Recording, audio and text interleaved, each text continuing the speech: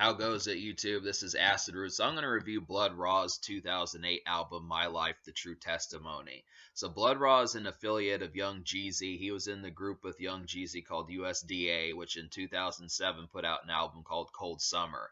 Now that was a relatively brief project, but it did have a decently large single in the song White Girl, which was kind of a nice summer 2007 hit, but it didn't really have a follow-up single after that, which was surprising because of Jeezy's popularity at the time. But luckily, Blood Raw was able to drop an album. It's actually ironic because Slick Pulla, who was the cat who went second most of the time, actually never put out an album, but Blood Raw was able to. So it's pretty good. Blood Raw has a small number of bangers on this project. I feel like it was worthwhile for this album to come out. It kind of feels like a retail mixtape. I feel like a lot of these probably could have been free songs on like a regular standard mixtape that you'd find on Dat Piff or something.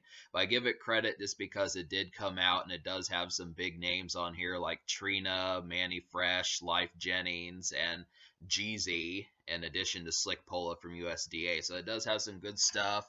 A Drumma Boy beat, a Justice League beat, a Manny Fresh beat, so some of that stuff. But the problem with it is I just feel like Blood Raw just does not quite carry over like the hit potential of Jeezy, but we'll kind of talk about that. There's just a lot to kind of go on.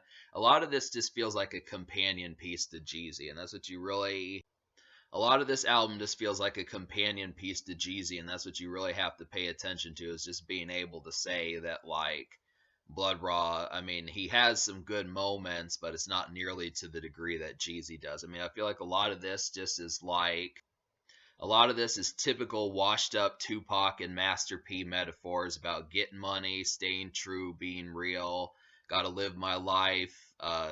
Just that sort of tired kind of tropes from rap that just feel like real kind of hazed out, like years old. Like this wouldn't have been original had it shown up in like 2003. I mean, it has like a decent kind of dirty South and Southern kind of feel about it that gives it like some slight kind of edge in that sense, but I really I really kind of feel like it still is quite tired in a lot of ways. Like it just does not have the energy. I mean, Jeezy when he does it, just because his expression and his attitude and his exertion upon doing it just has so much better of like an emphasis. But a lot of this, Blood Raw just has a really kind of lazy drawl. Blood Raw just really has like kind of a lazy drawl and kind of like backwash kind of approach towards how he does it. But it's decent, but it's nowhere near anything like, complete top shelf rap as to what it is. I look after it. But yeah, I don't feel like this is a very top shelf rap album. I feel like in the right context, the more you kind of have your summery vibes, like this isn't something I would kick off a party with, but if you've had like four, five, six, seven shindigs this month, the sixth, seventh, eighth time of doing something like that, this would be a good thing to kind of introduce. I just feel like a lot of this is not really A-list or even B-list rap in a lot of ways, but I feel like, after you've gotten to know some of these fellows that you're kicking it with and that type of stuff, whoever, you know, fifth, sixth, seventh time, this is good music to kind of introduce, and I feel like that's kind of the context there as far as that goes. But we'll talk about like the lead single Louis. So this is the only single off the project, and even right immediately this beat does not really capture me as like something that I feel like is top of the line. It's a serviceable song, and I do feel like I'm glad that Jeezy's on there, but I'm not quite convinced that this song is like something. I mean, it basically hit 69 on the top rap chart songs, which is out of 100 songs. That tells you that there were 68 other songs that did better than this record at the time, and that was just in its best week. So it is kind of underneath the impression where I feel like I do somewhat like the beat, but it really does not compare to something. I know if Jeezy, even if Jeezy had been on like his third, fourth, or even fifth single, probably would have had a better beat than Louis. I mean, it's obvious that I feel like Blood Raw is at best Jeezy's wingman and at worst like his weed carrier or something like that. And that just really kind of happens to be the concept where, Jeezy shows up on basically the best song on this album. I mean, it's talking about Louis bag, which basically implicates, having money, being able to afford expensive fashion and that type stuff. But I still look after it like the presentation for how the song kind of comes off, really just about most rappers from like the 2000s probably could have done better. I mean, Nas would have torn this apart. Rick Ross could have torn this apart. Um, Lil Wayne would have torn this apart. You know, Drake would have torn this apart. Eminem, Snoop Dogg. I mean, any of these folks probably could tear this song apart. Jeezy was clearly, I mean, he was the headliner, but this is a relatively brief song. It only has two verses. I definitely feel like that's another thing is Blood Raw should have probably put, I mean, because it's just an 8 bar song. I don't even think it's like a 12 bar song. I think they just really rap like they're eight. This is real short verses. So I definitely think Blood Raw should have done a little bit more to kind of push his name out there and get like a third verse just to kind of showcase. I mean, that's just for what it is. But I mean, the song is serviceable, and this is probably the biggest bravado song on here. This is the breadwinner out of this whole album, but it's just kind of unfortunate that it's so short on Blood Raw. And like, I do feel like it probably could have had a more emphasized kind of production. I mean, it's very booming and kind of like bravado induced, but it just does not. It really does feel like C list is something that's like for wingman music, that type stuff. Just purely, if you're not with your dogs and you're not too serious about having like a 10 out of 10 night, that's kind of the fashion, where this is just kind of more of like a B list kind of night, C plus list, something like that. But for what it is, I mean, I still would listen to it. I mean, if someone played it, I mean, it's not going to knock my socks off if I hear this song first night, you know, that you kick it with someone, but it's just kind of, I mean, that's kind of the vibe about it. So, but yeah, that's the only single. I kind of feel like some other songs to note out of these 12 songs would be What's Happening with Trina, Fuck You with Slick Pola, and I'm Fly. Now, really, a lot of these, like, I really didn't like the album title. I felt like this album has a pretty boring album title, My Life, The True Testimony. I've heard how many rap songs called My Life, having songs like I Miss You, I'm Fly, Go Ahead, Still a D Boy. I mean, a lot of these just really kind of, I mean, these topics are just so tried. I just feel like, you know, it almost seems like Jeezy or someone like that from CTE Entertainment or someone just gave like Blood Raw a list of things, like just have like a gotta get it hustle song, have like a swag song, have like a drug dealing D boy song, have like an introspective I miss you kind of song for the ladies or homies or something like that. You know, have like a real song, you know, just some of those. I mean, it's just, it goes through like the standard tropes of rap as far as trying to do it, and it just doesn't do it in a very interesting way. I mean, I'm glad that this is an album, but looking for the personality where it's like, you know, I feel like there probably could have been a car song on here. I probably would have taken that to a song like Trying to Get Home or Still a D Boy or I Miss You.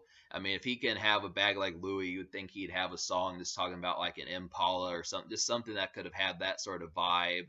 And I just feel like a lot of these, there's not a smoking song on here, there's not a drinking song on here, there's not a posse song. There should have been just a USDA song.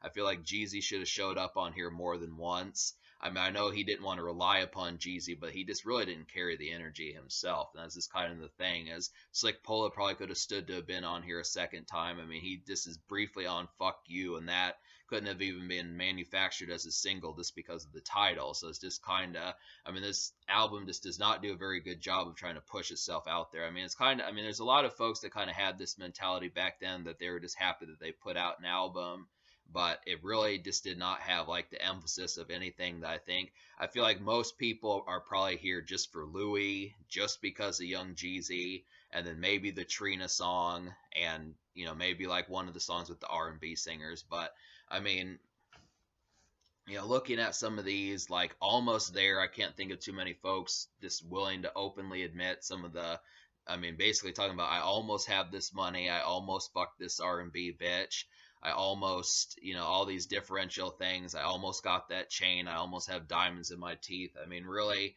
plus the production on there is just pretty bad. I mean, Manny Fresh can do, I feel like this is definitely like a C-list Manny Fresh beat compared to some of the stuff he did in 2008, like with Rick Ross or something, some of those type folks. I was disappointed in the Manny Fresh beat. Wait, I mean, he usually is a pretty good producer, and he just didn't do it. And Trina kind of had like, I mean, she did a good job. I mean, I feel like What's Happening was like a decent kind of like mall song, kind of just stunting, flossing, kind of mall song, hooking up with some chick at the mall, that type stuff, just chunking the deuce and macking a little bit, that type thing. But just such a mellow thing. I mean, that's the kind of taste of Blood Raw that needed to happen way more. Just those kind of moments where, apart from just going to the mall and flossing a little bit, talking about Louis bags, I mean, there's just really no songs indicative of like talking about going out a bit and just kind of, I mean, where are the Friday night songs, where are the pop and court songs, where are the make it rain songs? I mean, that would have been a good context to see Blood Raw make it rain, talk about drunk on the way home from a bar, look at my Chevy, you know, just some of these songs that he could have had. I just feel like he kind of went with a very staid and stoic and just kind of bold faced kind of attitude on this album that just really lacks, it's just devoid of any personality. I mean, at least when Jeezy did it with songs like Trap Star and My Hood and some of those type records, you know, and then what, some of those hustle songs, it just had so much more juice and bite and emphasis just to be able to do it. But these just really feel like reading it off the paper, reading it off the lyrics paper, just kind of sleepwalking, no real emphasis. I mean, it just doesn't work. It's just kind of the concept about it. I really feel like this album just doesn't have it. But I'll talk about a few before I wrap this up.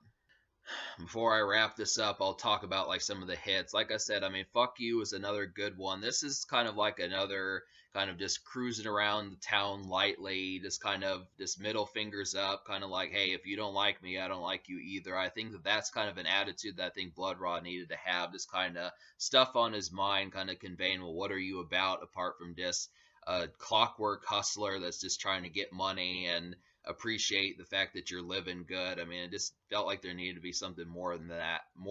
But I'm glad that we at least got that approach with "fuck you," kind of indicating he doesn't really give a shit if you don't like him, and he's not really concerned if you're jealous and that type of stuff. So I'm glad for that. And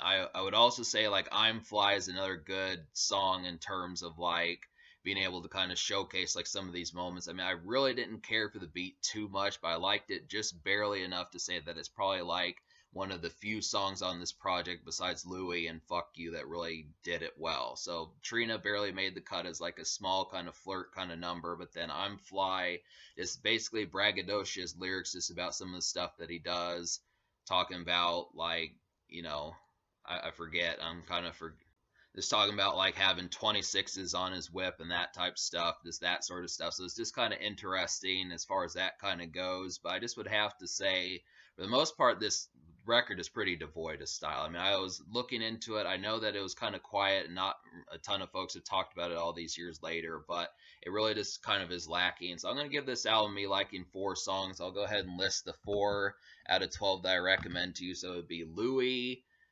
not Louie, What's Happening with Trina, Fuck You with Slick Pola, and then I'm Fly. So this is kind of the record. Once again, I'll reiterate that Louie just kind of feels like a song you'd listen to a few rounds after, maybe not on the first of the month, but maybe like the 17th if you've been kicking it with the same series of folks, that type of stuff. Definitely like tertiary and quaternary type music to listen to as like time goes along.